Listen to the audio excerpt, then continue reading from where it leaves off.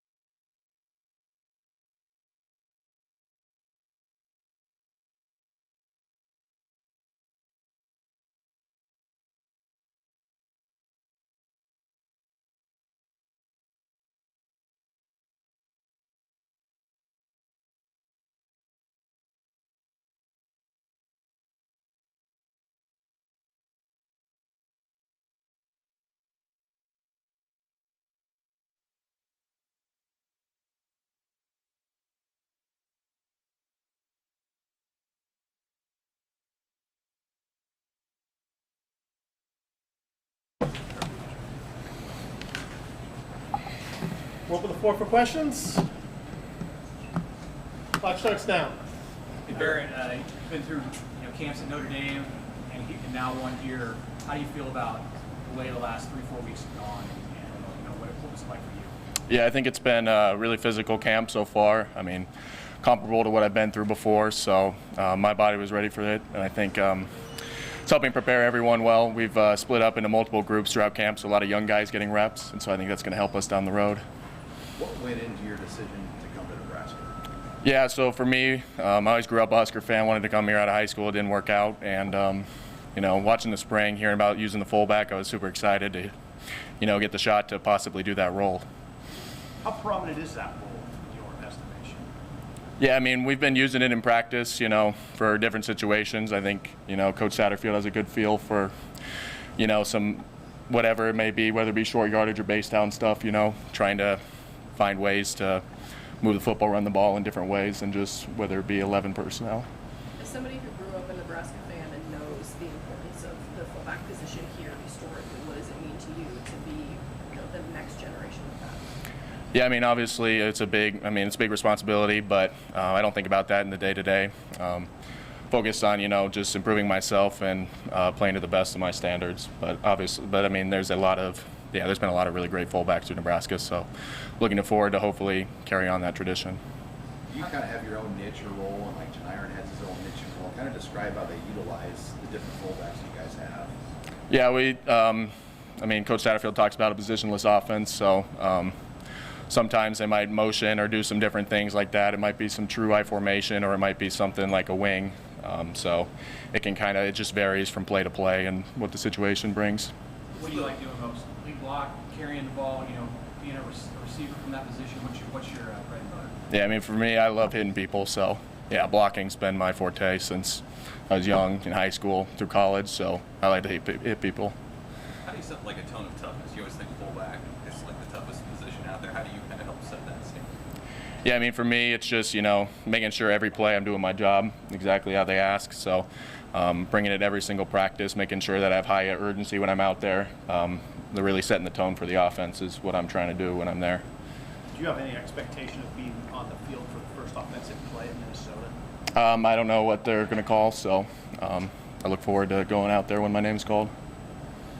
What's your impression of Nebraska's emphasis on physical recovery as much as you hit, and what's that been like for you? Yeah, I think they do a really great job, and with the brand new facilities, it's been awesome. We just went through the new car wash and cold tubs and hot tubs, so my body's really held up well. Focused a lot on keeping my traps and my shoulders healthy and my neck, so that's really been a point of emphasis here. Thank you, everybody. Cool. Get back to that. Thank you, guys. Thank you.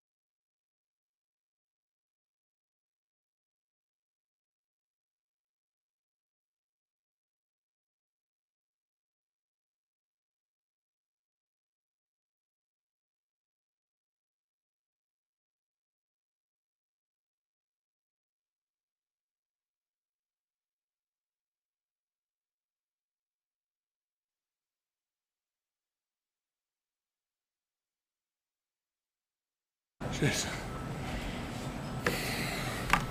So, no questions for Ethan? I saw you checking out the locker room in the front of the line yesterday. What were your thoughts? It's good to see that, kind of knowing since you've been here since 2019 when they first started talking about this project. Yeah, it was crazy. You know, with the construction here, I've seen it every day, but I haven't been inside. So just seeing like it at like full circle, it coming together was awesome. It was way more than I thought it was going to be. The locker room's like 3 times the size as our last one, and we got nice pools. You've seen it all. It's incredible. Anything that has exceeded my expectations. So. What was your favorite part about it? You know, I just think my favorite part about the locker room is like we got nice speakers, the music always playing, and there's a good center for everyone to be around. I got to explore it more. Like we've been busy. I haven't even seen most of the stuff yet, but yeah, it's just so far it's been great. So. Yes. Yep. We're using all the recovery units. The training staff has transitioned over there. So. We can see the sleep pods and the different recovery pools and all that stuff. When you combine the access to that space with all of the data that you guys are getting now on sports science and what you get from Mitch, how does that impact the team? How does that impact you as an offensive lineman day-to-day? You know, it leaves no excuse for you being sluggish for practice or whatever. We have all the resources necessary to come in recovered, hydrated, and everything, and that just should overall should just take a step in our performance every single day. And I don't know. I just think we have all the resources to succeed and be elite here at Nebraska. Is there anything that, like, on the numbers that you get that your coaches see that you like to look at? Not really. You know, the biggest thing I look at is how much sweat I lose after practice, and usually that's in the high numbers, and that's my biggest thing is recovering. If I know if I make that up the next day, then I know I recovered right. So. How much did you lose on a day like today? I lost like 10 pounds, and that's after hydrating. So.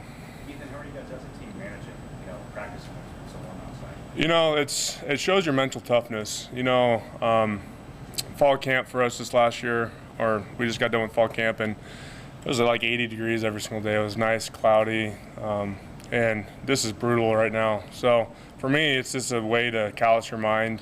Come out. You got to come out, work like you've always been working, but you just got to be able to adjust and push through that hot and humid environment. So. What are the adjustments? What do you have to do when it's this hot? You gotta focus on yourself and the people around you. You gotta lean on people around, but most of all, just focus on your technique. When you're out there, when it's that hot, like especially me, you could just see. I'm just sweating right now, and you're like, oh man, you're just kind of getting in that mode of looking internally, and then once you feel that, then you kind of feel sluggish. But once you start looking externally, that's when you start doing good things out there. What kind of added challenge is that? Does that help? For different scenarios you see in the season, anything like that? That's something challenging right now. Yeah, it's great.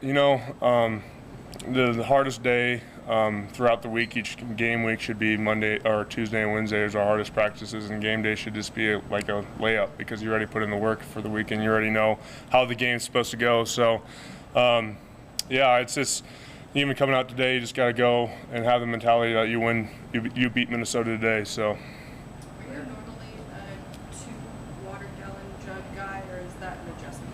You know, I keep them around, especially right now. I just try to get as, like you can tell, especially right now, I'm just sweating, and I'm a heavy sweater, so I'm always pushing fluids. I have a backpack just full of electrolytes that I just go, and the heat is not my friend, but usually when it gets cold, like that 20-degree weather, that's where I thrive at. So. Where do you think the offensive line is right now in terms of your progress? Have you guys been able to achieve the consistency you want from practice to practice? Yeah, I think we still have a long ways to go, but I think we've definitely taken strides in the right direction. The biggest thing right now, like I said, is just the heat. That's for a big guy, it's hard. And as an offensive line, you don't get any breaks. You're going all the time. So, again, like I said, we just got to callous our minds especially right now, because if we could practice hard for 40 plays straight in the heat right now, when it comes to any game down the line, there's no doubt in my mind that we could play 80 plays straight and be fine. So. We were just talking about the Leaving trip up here.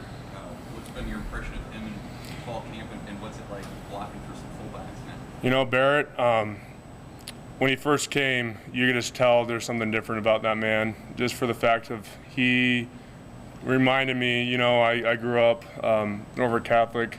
I've always heard about the 90s football fullbacks. I've been around a lot of ex-players, and he reminded me exactly of like that 90s kind of chip on his shoulder fullback that's going to go drive somebody, like could go against anybody. So yeah, he's been a great addition to our team, and I think he brings, he elevates our toughness as an offense unit. He's one of those guys that brings his toughness every day. So, you know, Minnesota kind of so close, but yet seems so far away. You know, just about 9 days. How much are you focused on that game while also, you know, focusing on the fundamentals and just getting better every day? You know, right now, that's the biggest thing. We're just focusing on Minnesota, but especially this week, this is a great opportunity for us to go, like I said, it's hot outside, to really put in the work. We're lucky to get, usually when we start school or we get done with camp, we have that game week is that first week, and we have a whole week before we go out and play Minnesota. So I think it has an opportunity just for another 3 days to go grind and just get that much better. So. How familiar are you with Minnesota? Obviously, you've played against them several times in your career. Yeah, you know, Minnesota, same coaching staff. They, I don't think they're going to do anything different, but we have all, they run a pretty basic defense compared to ours, and should be a good test just for our fundamentals that first game. So. Anything else for Ethan? Thank you, everybody. Thank you. Thanks.